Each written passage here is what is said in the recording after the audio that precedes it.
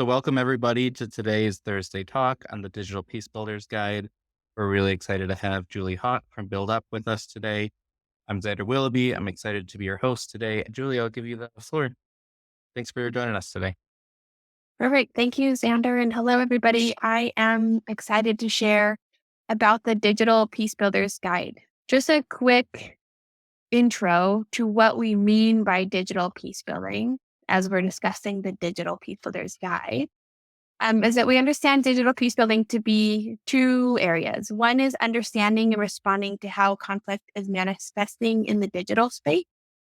And the other one, which maybe is a little more familiar, is harnessing digital tools to enhance peacebuilding outcomes.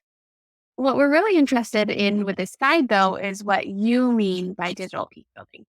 Because we know, or if you're working in any space, adjacent to conflict in tech, that digital technologies are affecting how we experience conflict. And we also know that digital tools can harm and it can help our peacebuilding initiatives. And so with this guide, we're asking you to ask yourself, ask us, what are your peacebuilding goals? What are you trying to achieve?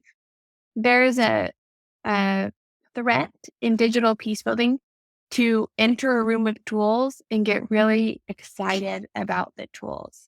And say, oh, look at this. We could use radio, film, website, social media, gaming, augmented reality, virtual reality, even drones, because there's examples of all these great uses of tools for these purposes. But we need to know the right tool to select for our peacebuilding goal and want to bring it back to the why you want to use digital technology. And the answer is sometimes you don't, right? And so the guide, and we'll pull it up in a minute, starts there. It says, okay, you are you. This was designed with Peacebuilders in mind. So those sort of doing program design and implementation and management. So as you come to a new peacebuilding problem, a goal, if you will, and you're thinking, how could digital peacebuilding help my work? Could this aid my strategic goals in any way? This is who we designed the guide for. So the first page of the guide that you get there, it starts here at goals. This is a living guide, and so these may change, but in talking to many peacebuilders, we sort of found that there was a grouping of 5 main goals of why people wanted to implement digital technology into their work. These are around understanding or addressing digital harms. I'm going sideways. Engaging a wider or more diverse group of people, using it to build social cohesion, using it to increase networking and collaboration, or using it for conflict analysis or monitoring. We'd really love to hear if your goals don't fit in this list itself. So there will be time for discussion afterwards when you could bring that up. So when you open it up, it starts there. And then it brings you down some path. This is sort of a choose your own adventure game. So you say, okay, what is my goal? Let's say today it is, I want to engage a wider or more diverse group of people. That's a pretty common one. And then it says, okay, why? You're asked another why question. So you ask why at the first and then why again. Why do you want to engage a wider or more diverse group of people? Let's see, here's some options. Let's see, I want to do that third one. Digital tools can amplify diverse and rarely heard voices. There we go. So once you're there, it says, okay, great. You answered why a few times. Here are some approaches. So what you see in the red boxes, they're the audiovisual storytelling, participatory video, alternative narrative. These are all approaches that are tried and true digital peacebuilding approaches. In the guide, there's about 30, plus or minus a few, approaches that are currently in there, and we're constantly adding and thinking about more. And so you look at these and say, okay, these are some interesting approaches. Let's go to participatory video because I'm actually doing a PV project right now this week. So here you see, this is where the meat of the guide is in the approaches themselves. So you get a short introduction to what this approach is, in this case, participatory video. You get a short intro into what it offers. So what about this approach might strengthen my strategic peacebuilding goals? And then there's sort of three key areas within each approach. There's how to use it, the tools and skills that you need, and some examples. So if we go to the how to use this approach, Then I have a very short bite size. This is what the process looks like. These are some things to keep in mind. And then if you go to the tools and skills needed, I can see here what level of technicality is this for an average peace building team that we're guessing doesn't have like highly technical capacity. Could my team do this? And we have a little slider here that we've tried to be quite honest about what things might need some external. But participatory video, anyone can do it. So we have it there. Then you'll see sort of what tools you need, what skills you need, and then little infos or warnings as needed. So things to keep in mind.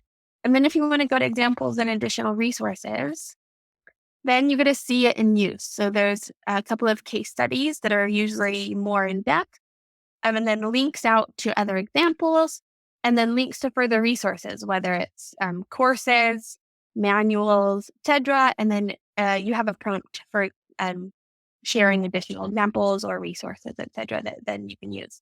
And then in your Choose Your Own Adventure, you can go back home by clicking on the top left, or you can use that back button to go back all the way through the guide. And then once you get back home, I'll let you get there however you want to.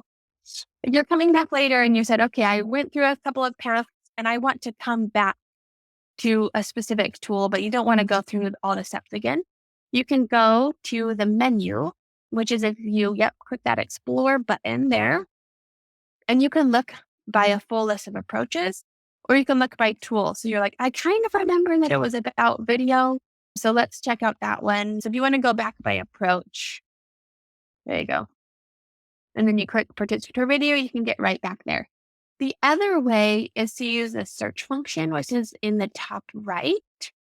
So if you're looking for something specific or you want to get back to something you found before, you can search in there. So why don't we search like chatbot? That's something that people, have some curiosity about. And then you can click right into one of those steps to see the examples or the approach itself. So yeah. Okay. I'm going to stop here, I think. This is the Digital Peacebuilders Guide. We really designed it with Peacebuilders in mind, but I'd love to take some questions. And in return, I hope it's okay. I have some questions for you about use cases and about whether this fits your design process and how we can improve it, because we hope this to be a living document. All right, so I'll pause here and be open for questions. Perfect. Thank you, Julie. And Emily, thanks for hopping in and driving the slides and going through the guide. We'll give a couple seconds for people to think of questions or things they want to share with the group. Nabil, go ahead. Thank you. And thank you so much, Julie. I am actually a graduate student at Brandeis in the peace and conflict resolution. I come from Pakistan. And I will go into detail in the Digital Peacebuilders Guide, but I do have some questions around talking about access, right? There is questions around I have two questions. One question is around most of online platforms build around the whole idea of anonymity. And as a result of that, there's a lot of online bullying.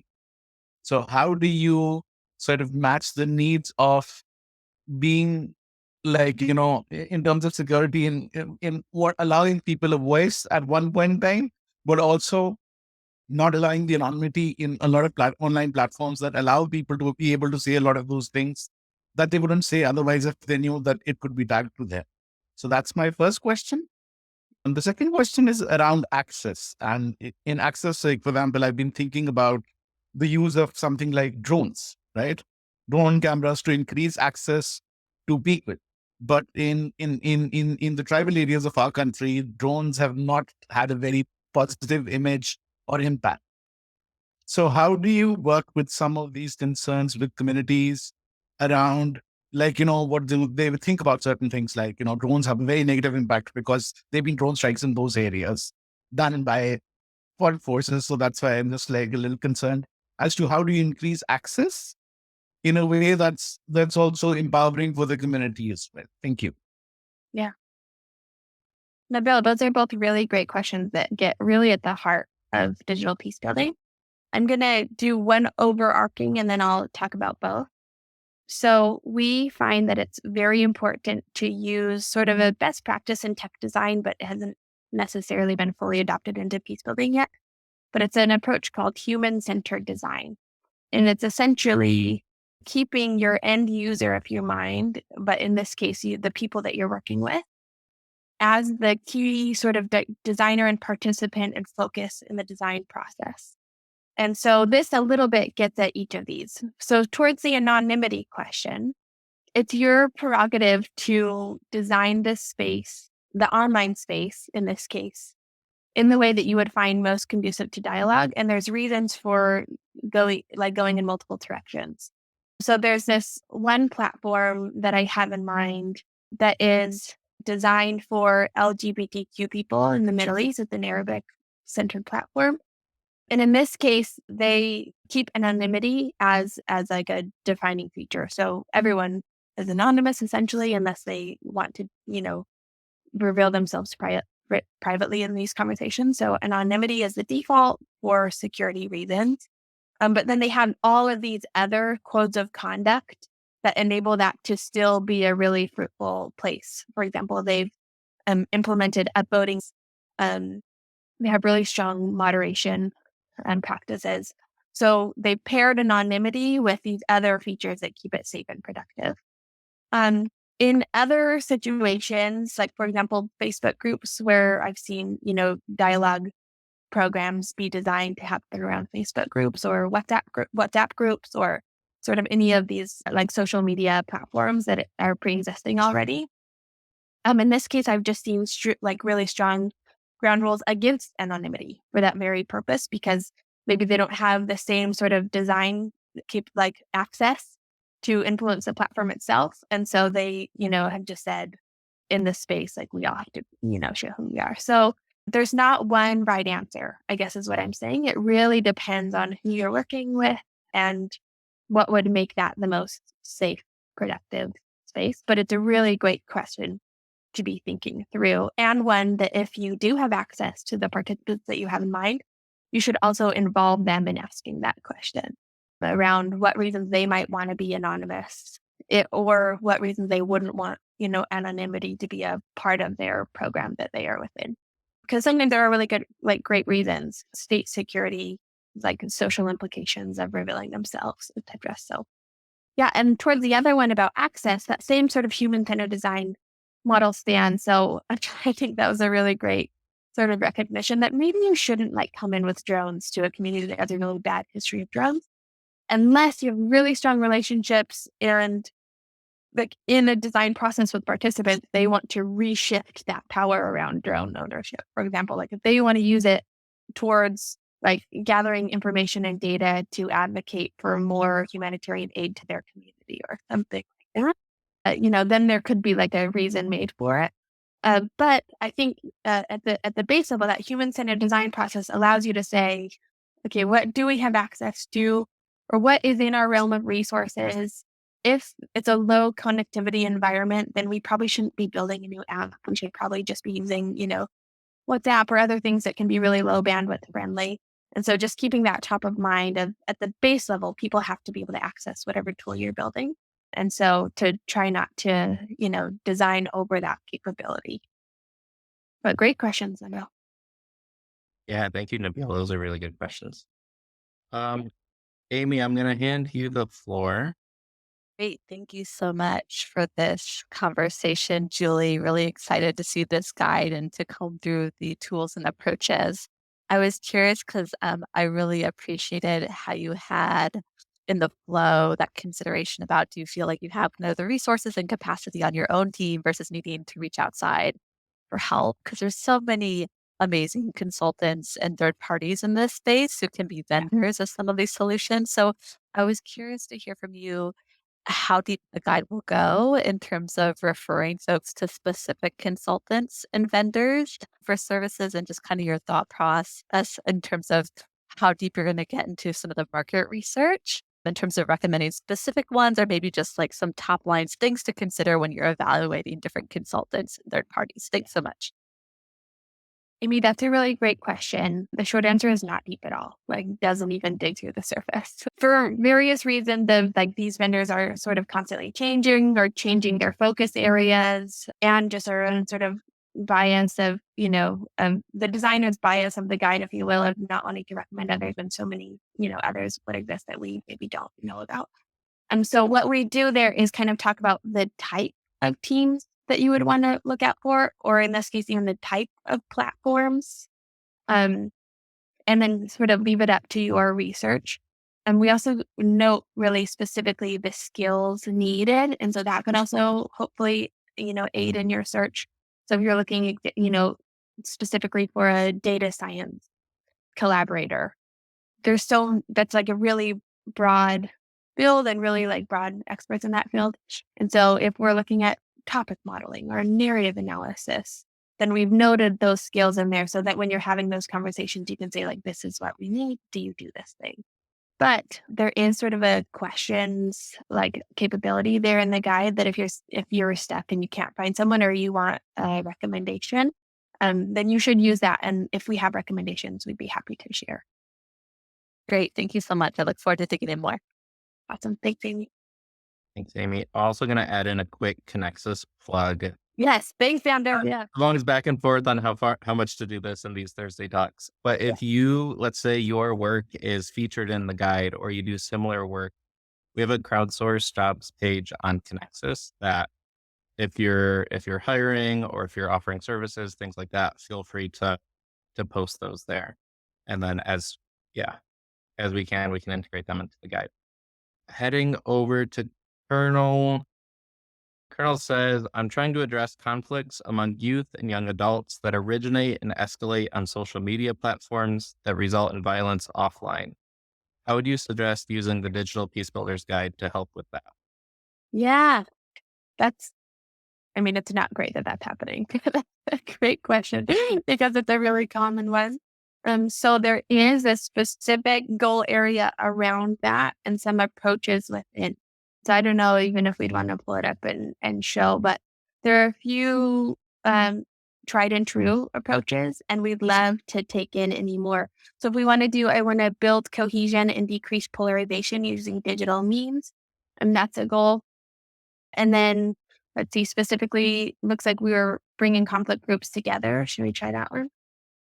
Okay, and then there's some approaches here. So in this whole digital conflict area, there's lots of approaches like digital dialogue approaches or virtual exchange, or there's towards like violence extremist recruitment. There's other like one-to-one social media programming or door-to-door canvassing online. So definitely invite you to check it out. And if you would please make maybe a request to reach back out and say if you did or didn't find things that were helpful for you as you looked into that. Perfect. Maybe just one like add-on, general add-on, which I maybe should have done in the intro, is that this guide, one of the goals of it is to make you feel that you are not alone in approaching some of these problems, because it can feel that way, especially in our own context. But when we have a global repository of problems and responses to those problems, we can see, oh, actually, I don't have to rediscover the wheel on this. Like someone's already done a project like this, address this problem in this way, and then we can build on each other instead of like constantly feeling like we have to discover digital peace building on our own. Mm-hmm. Also fielded a question from Jospin and DRC asked if there's a French version. So as you go into the Digital Peacebuilders Guide, if you prefer to work in a language that's not English, if you right click or double click on your laptop or computer, there should give you an option that says translate to French or Arabic or Spanish, etc. And then your browser will translate the rest of the guide. So you should be able to go through the whole thing in your preferred language. If you get to a point that you're stuck or you're looking for a similar resource that's maybe more accessible in your language, feel free to reach out and we can help you in the right direction. There. Great. Lena, go ahead. Okay. Hello. Hi. Nice to see you both there. I just wanted to underscore 2 or 3 points. I'm Lena from Search for Common Ground, had the pleasure of working with Build Up in creating this guide. The first thing I wanted to share was that, even though it's the Digital Peacebuilders Guide, a lot of these things work hand in hand with offline, in-person activities. And so as peace builders, we don't have to think about like, oh, if I do the work online and tackle the hate speech, then I cannot or shouldn't do anything offline. that's not the right way of thinking about it. In fact, the more and more that we at Search are doing this work, we're realizing that there's a real like interconnectivity about what we're learning online, how that informs what we can do offline, and take that forward. So that was the first thing I wanted to say. The second was just to say that there's so many interesting people on this webinar. Please, if you've got some good examples, please share them with us because we'd love to feature them. And, I particularly know that the Thursday Talks is a space where there's a lot of people working on human rights, democracy, and development.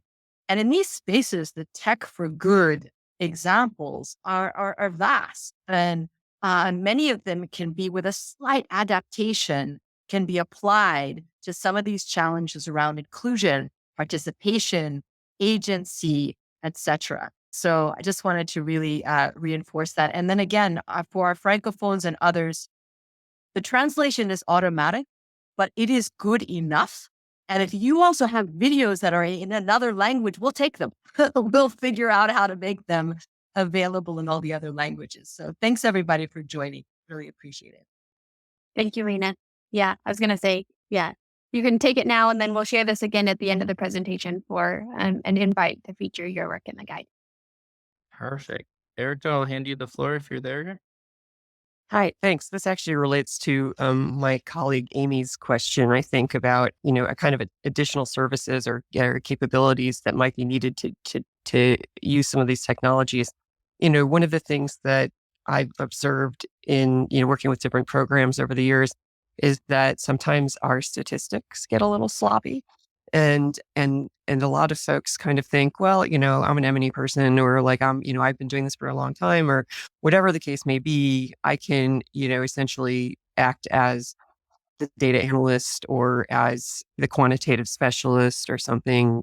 And so I think, something that might be helpful. And I did go down the rabbit hole on a couple of the, the options on your tool, which is fantastic. I love this tool, but I wonder if you need to be more pointed, or it might be beneficial to be more pointed about kind of calling out like when you actually really need somebody who can do statistical manipulation, because I think sometimes we are overconfident in our results because we are not, for example, noticing that when you're doing content, like, social media monitoring, for example, like what percentage of the population is actually involved in the conversation you're looking at, whether it's the platform it's on or whether it's or just kind of the number of users who are involved in a dialogue that you're particularly interested in, that kind of stuff. It's easy to kind of focus in on something that is actually just a small-ish data point or example in the bigger world that you need to be looking at. And you need to have some kind of methods background in order to recognize that. Yeah, definitely. I've noted that because that's a great addition to sort of things to watch out for, but also some of the additional resources needed and, that slider on can I do this? And I think that whole area of measuring the impact of digital peace building is very emerging and just requires some like honesty about our skills and about the impact. So Thanks. great ad. Thank you. Yeah, really great point. Julie, from the back end of things, that's our first round of questions and hands. So if you have questions for the audience, go for it. Okay, amazing. My first question is if anyone would feel open to sharing, what does your program design process generally look like? Is it sort of word of mouth? You've heard about programs like this and you are interested in trying it. Is it some Google searches? What does it look like outside of the introduction of this tool? We'll go to Lydia. Good afternoon from Nigeria. So you mentioned how do we get programs like this? How do we get to know about programs like this? I feel once someone is interested in something, there are no barriers. So if, for instance, I'm interested in exploring digital peace builders guide, for instance, as topic for today is, I could just Google. That's one tool that is readily available. Aside Google, I could check websites or applications like the LinkedIn, things like that. And then word of mouth helps. whatever helps. When someone who has experienced this particular opportunity shares with me and say, okay, this is one opportunity I think you would be fitted for. So I would also check the opportunity, and if it's something that suits me and I think I will try it out, definitely apply for it. All right, that's all. Thank you. Yeah, that makes a lot of sense. Thanks for sharing. Nabil, go ahead. So basically, about a program design, usually what we do is normally it's a case of either or. So because you do a needs. Ideally, what you should be doing is a needs assessment, which is not really much supported by donors. People expect you to know, but I'm from the city, so how would I know the village context? So normally it's either sort of working with local partners and sort of trying to understand the context of what the situation is. Is it what sort of effort it is? Who are some of the stakeholders?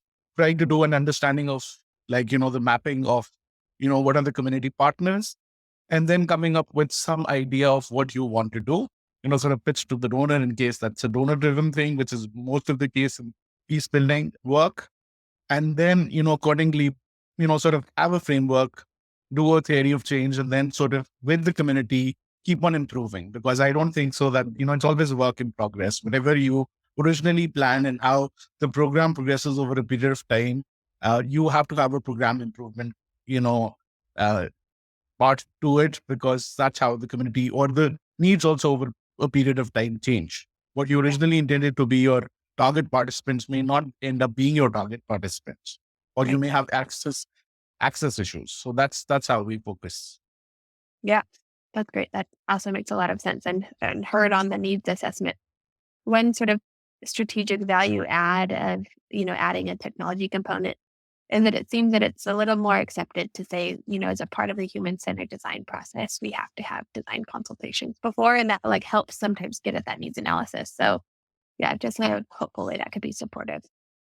Just I just have one point to that. Yeah. Actually, there is a whole issue of the digital divide. And so therefore, when, it was being mentioned that you want to do an offline as well as an online.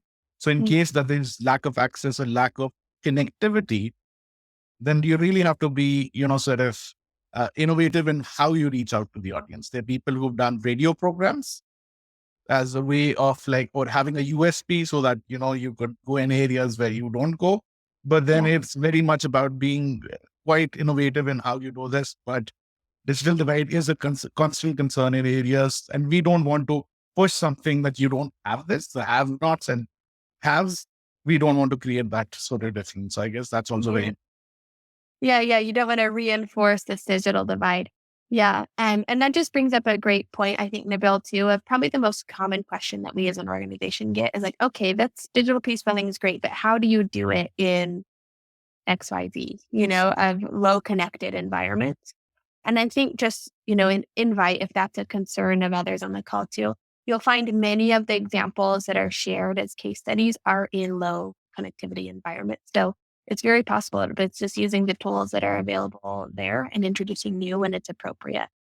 So yeah, thanks, Nabil. And definitely keeping an eye on that digital divide of not reinforcing that. Great. Okay, I've got more questions, and I'm also happy to receive questions. So this is a two-way street. Perfect. We'll do, I think Lydia has a follow-up, and then we'll go to Anies and then hop to the next question. Does that sound good? Okay, great. Yeah. Awesome. Lydia, go ahead. Okay, so for no connectivity places, word of mouth really help. Word of mouth, and then traditional media.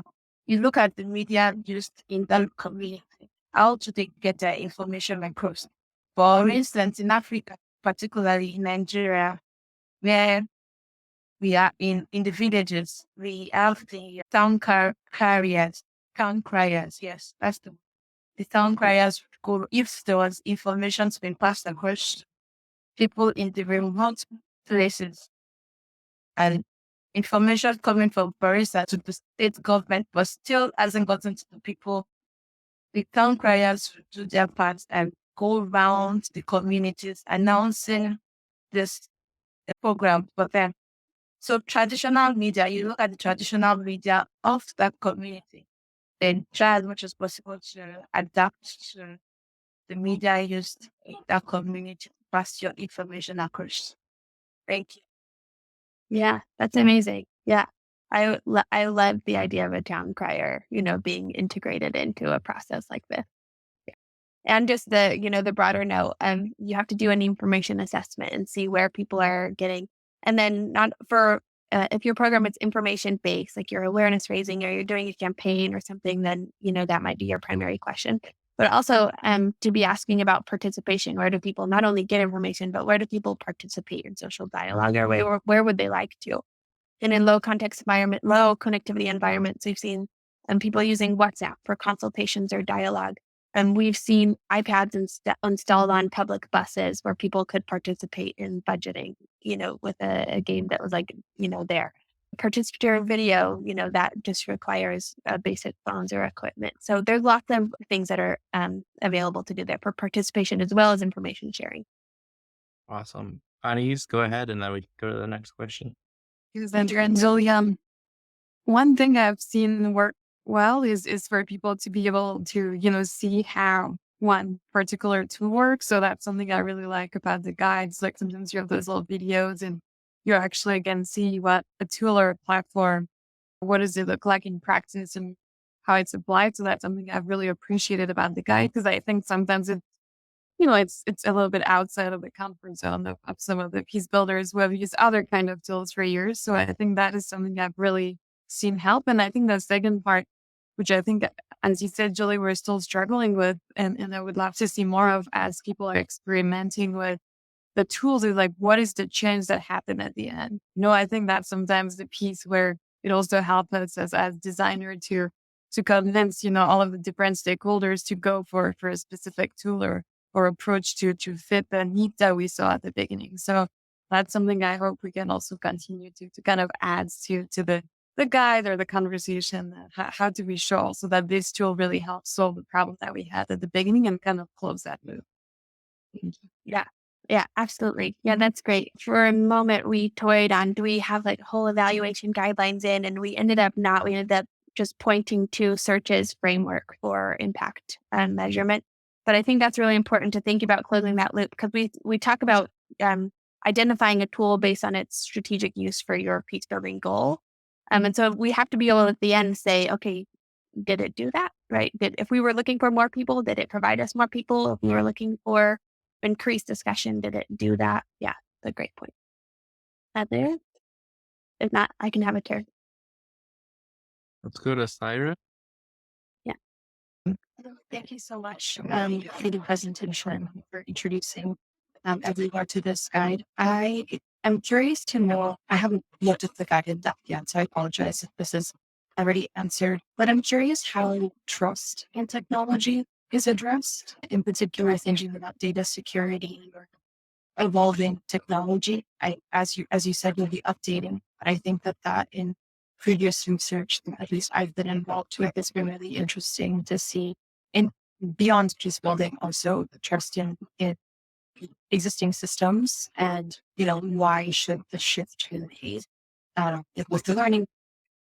Yeah, that's really great. I think in the guide itself, there's some mentions of sort of trust and data privacy and security in little like content warnings, but these are no less than 2 or 3 sentences. So they're itty bitty. So I think maybe worth just a note here as we're discussing as well, that in digital peace building, we see that there's just a mirror of all the risks of peace building itself. And so where trust is so key in traditional peace building programs, the mirror of that is that trust building between people, the dynamics change when you're online. And Bill mentioned anonymity earlier, but there's other dynamics around that. And then the trust in the tech, like either perceived or actual threats from the tech itself, is another thing that has to be addressed. And so just maybe a best practice is practicing informed consent with the people that you're working with. So knowing what your data, again, being honest, as was it Amy who brought that up earlier, being honest about your own data security policies and practices and what you can and can't secure to your participants, and then having them be aware of the risks of participating and the risks that you can mitigate and the risks that you can't. And then with all of that in mind, then allowing them to make decisions on like if and how they want to participate in the online space, if that's what you're looking at. But then like there's a step, that there as well of informed consent of actually just try to use good data security practices and choose platforms that have, reliable data privacy. So think that as well. Great. Let's see if we have better luck with Nelson's audio this time. Go ahead. Okay, so I actually wanted to ask, taking time to go through the digital guide that was early last month, and I was able to explore, all of the. I love the journey it takes you as you go through one resource. It takes you to the next. I love that, and it's very robust. And I see a lot of work was put in place to really get, the tool out there. And I think it's very helpful. I'm beginning to get used to some of those resources and also apply in some of my slides. I'm very interested in digital peace building, and it's something I'm very interested in pushing out there. But the challenge, speaking in the Nigerian context, is that you find a lot of young people just utilizing the WhatsApp group more. So you find that sort of conflict that we seek to address happens within WhatsApp groups. Now, the challenge with that is if you're coming, so also I have the knowledge of Bridgebot by Search. I know that also addresses, WhatsApp groups, digital stewards, and, and all that. But I'm trying to see how the digital peace building tool, the guide, can basically address, issues around WhatsApp group and the challenges that comes from there, the conflicts, all of the fake news. So where we see is people putting up fake news, within WhatsApp groups and, of course, making insights and comments, how are we able to particularly use the digital peace building guide to address some of these issues? Are there particular, resource that you can point us to, that would address issues around WhatsApp group, basically? Yeah, that's a great question. I'm not off the top of my head that I can just say, go here. But in the section that is around online conflict, there are some approaches and people that have integrated WhatsApp into their programming in sort of ways of either training or dialogue or analysis. The tricky part about WhatsApp specifically is that you can't intervene directly then where that conversation is happening because these are often closed groups, right? And so it's sort of as Lena said about like offline action is important and online. Sometimes we can kind of think of it as like, if a peace building program essentially has like a program design essentially has two parts. There's an analysis part where you understand what's happening, and then there's a response part where you do something about it. That understanding what's happening, that can happen online, and then you can have an offline action based on that, or you can have an online action based on that. Or the understanding part can happen offline, and then you can have an online action. So if you understand that in these WhatsApp groups, that conflict is happening, etc., an online action could be training the moderators using the digital stewardship training. It could be creating a new WhatsApp group. It could be creating a bot where people sort of like text a rumor or a misinformation that they got from there, then they might, then they could receive the accurate information about that. Like those are some of the approaches that you'd find in the guide. Offline responses could be, we understand that this happens in WhatsApp group. Can we have a dialogue about the type of content we see in our WhatsApp groups? Especially for youth, as you mentioned, that sort of online offline divide like isn't as important. We find that, we used to say like in the online space or the offline space, how do you interact differently? And youth are kind of like, well, it's sort of the same. Like our friend, the interaction, I guess, is much more permeable between. And so, maybe if you are able to design an offline youth dialogue where they get to talk about what they see in their online WhatsApp groups and how they could help that be more constructive conversation or something. So a few of those approaches you will find in the guide, but would also be happy to talk more about your use case. All right, thank you. Yeah, thanks. We have a question I'm really interested in from Allie. Oh, hi there. I'm Allie Spring. Thanks for taking my question. Was just curious. It's kind of a conceptual question, but I'm just wondering about how the guide might sort of be reconciling or grappling with or even supporting its users in balancing, what is often such localized or like really hyper local peace building work and how then people face it. How it is that you might be supporting people in navigating and managing different types of spaces. So whether it's virtual, geographic, closed and open communities, things like that. So a little bit open-ended, a little bit conceptual. Thanks for all this. Yeah, no, that's really useful. It's a great question. If I could use maybe a metaphor, I'm thinking of the guide as a front door of digital peace building. Like you've seen digital peace building over there. You've known it was a thing. You knew that, you might want to integrate it, but it's really easy to get lost in all of the sort of policy papers or different tools that like could be used or not used or technical abilities, whether you have it or not. And so I'm seeing the guide as the front door. You open it and then you see kind of like the menu of other doors that are in front of you. And none of those go very deep. And so towards the question of sort of adaptation, I think this just shows, one, that there's a bunch of approaches already out there and being used in very diverse geographic regions so that we don't have to reinvent the wheel. And two, like not very much information about those case studies themselves, right? Like links to the projects, evaluations, videos if they have them, et cetera. And so their onus is really on you as a program designer, designer or manager to say, okay, this would work in my context, this wouldn't work, and to make those design decisions based on that. But it is a really important note, and maybe even one we should think about adding there, of just the importance of adapting to a local context. Did that fully address? I think there was a second part of that question that maybe I don't know if I got to.